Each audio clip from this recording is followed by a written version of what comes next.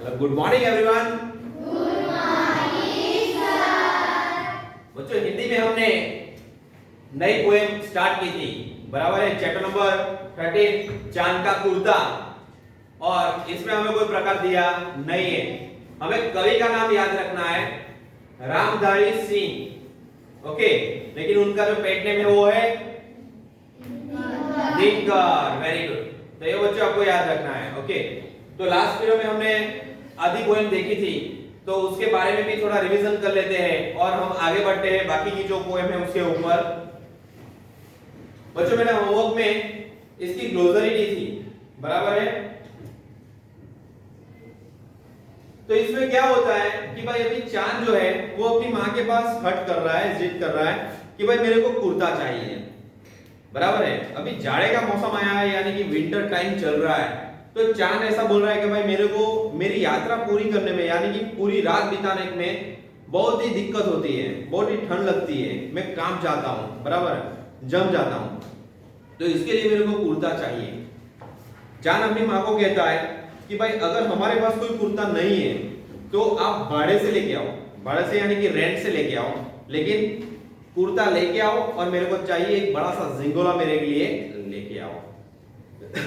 अभी जो चांद की माँ है वो उसको बताती है कि बेटा मैं तेरे लिए झिंगोला लेके तो आऊं, सिलवा लाऊं, लेकिन तेरा जो नाप है, नाप यानी कि मेजरमेंट, बराबर है, वो एक जैसा नहीं रहता है।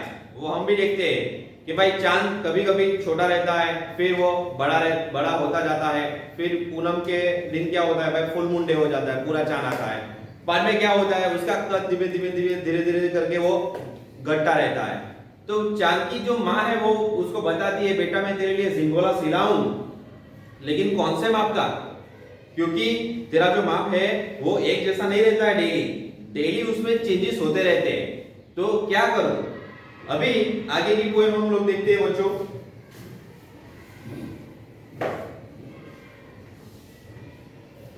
कभी एक अंगुल पर चौड़ा, कभी एक फुट मोटा, बड़ा किसी दिन हो जाता है और किसी दिन छोटा। अभी चांद की जो माँ है वो बताती है चांद को कि भाई एक अंगुल यानी कि हमारी जो उंगली है, वैसे भी तो एक दिन होता है, बराबर।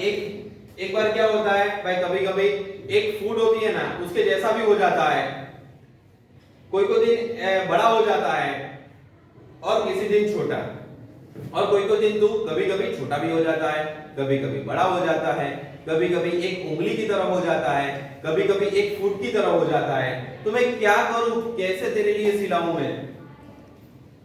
गट्टा बट्टा रोज किसी दिन ऐसा भी करता है, नहीं किसी की आंखों को तू दिखलाई पड़ता है। तो बेटा तू गट्टा रहता है कोई दिन तू बढ़ता रहता है, और एक दिन तो ऐसा भी आता है कि उस दिन तू दिखाई भी नहीं देता है सबको, यानी कि अमावस की जो रात होती है ना, तो उस दिन चांद नहीं दिखता है। तो अभी माँ कंफ्यूज है कि बेटा तेरे लिए मेरे को झिंगोला तो सिलाना है, लेकिन कौन से माप का सिलाऊं। अब तू ही तो बता नाप तेरा किस रोज लिवाए, सीधे एक झिंगोला जो हर रोज बदन में आए। अब बेटा एक काम कर, तू मेरे को बता कि भाई मेरे को कौन सा माप का झिंगोला तेरे लिए सिलाऊं। उससे क्या होगा कि भाई एक झिंगोला ऐसे माप का सिलाऊं जैसे रोज तेरे बदन पे आ जाए, फिर तू कम होता जाता है या फिर बढ़ता रहता है, कुछ भी कर, लेकिन एक माप का एक झिंगोला हम लोग सीते हैं कि हर दिन तेरे बदन में यानी कि शरीर पे आ जाए। ओके बच्चों, this is one type of imagination story. Okay, imagine करके ये पूरी पोएम बनाई है। ओके बच्चों, बहुत बढ़िया पोएम है चांद के बारे में।